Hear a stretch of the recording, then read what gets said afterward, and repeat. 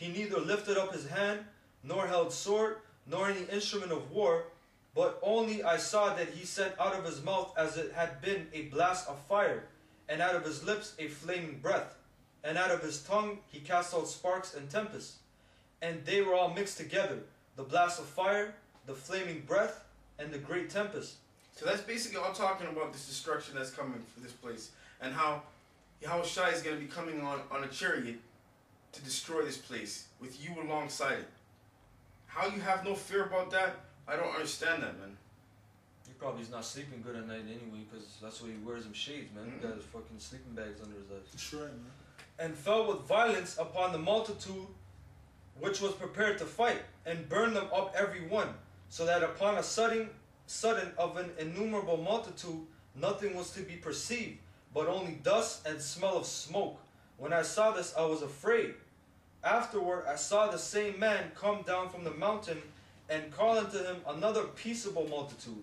And there came much people unto him, whereof some were glad, some were sorry. So those people who are going to be glad are basically those brothers in GMS and any other brothers that are out there that are doing the work sincere in the Most High, Yahweh Shem Yahushai. That's right, man. Then people who are sad, go ahead, brother. Some were sorry.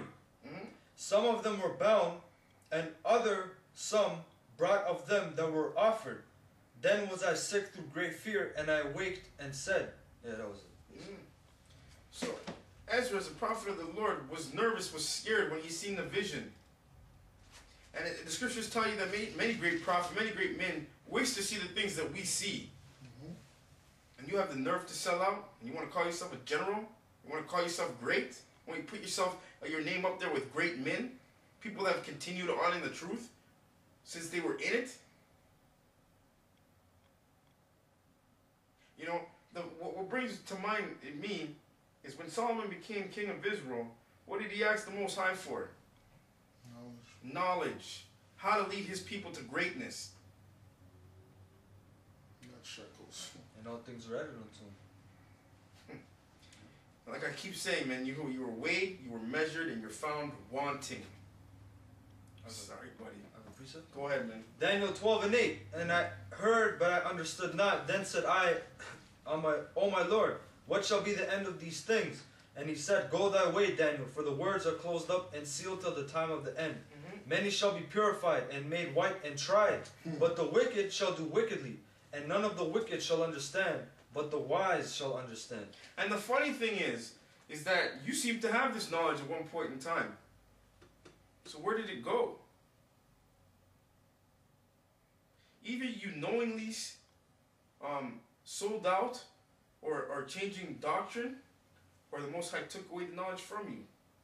Because go watch your old videos, man. It's a different person from now. Now I see a demon. Pre-demon, demon. Go ahead. Same chapter, verse 2.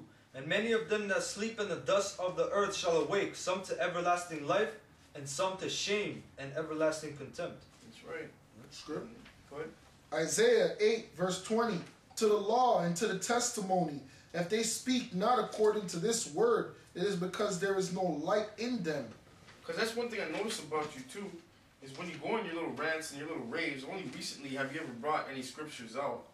You just go into like this little show, this little side gimmick show.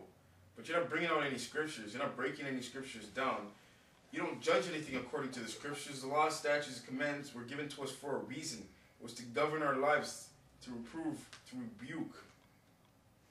If you're not using it for that purpose, then you have no purpose. Yeah. In Ecclesiastes 12 and 12, somebody grab that for me, please. It tells you the duties, what the true duties of a man is. So when you take on an accusation that I'm talking about some 85-year-old hag with one of us brothers, that's some buffoonery. Because between 2 or 3 shall every word be established. To make an accusation, first of all, you're supposed to go to the brother and himself in his face. If he does not listen, you're supposed to call 2 or 3. Go ahead, brother. Quick precept. Ecclesiastes 20:18. To slip upon a pavement is better than to slip with the tongue. So the fall of the wicked shall come speedily. An unseasonable tale will always be in the mouth of the unwise. Read that part again, please. From the top. Read that again. Go ahead. To slip upon a pavement is better than to slip with the tongue. So the fall of the wicked shall come speedily. Meaning you should have bust up your own damn head before you came against people you know nothing about, man. Yeah. Go ahead. An unseasonable tale will always be in the mouth of the unwise. The scripture is calling you unwise. I have to concur. I have to agree. Go ahead. Is that it? That was it. Okay. Yeah, this is Ecclesiastes chapter 12, verse 13. Let us hear the conclusion of the whole matter. Fear God and keep his commandments, for this is the whole duty of man. So, where are your commandments? When are you teaching the scriptures? All I see is just a rant and a sideshow. You know? Verse 14, for God shall bring every work into judgment with every secret thing, whether it be good or whether it be evil. So you making up little parodies and little stories about us isn't going to help your situation. Yeah, exactly, man. Okay, bring this up. Go ahead, brother. Ecclesiastes 4:23. And refrain not to speak when there is occasion to do good, and hide not thy wisdom in her beauty. For by speech wisdom shall be known, and learning by the word of the tongue. In no wise speak against the truth, but be abashed of the error of thine ignorance. That was it. Isaiah 3, verse 12.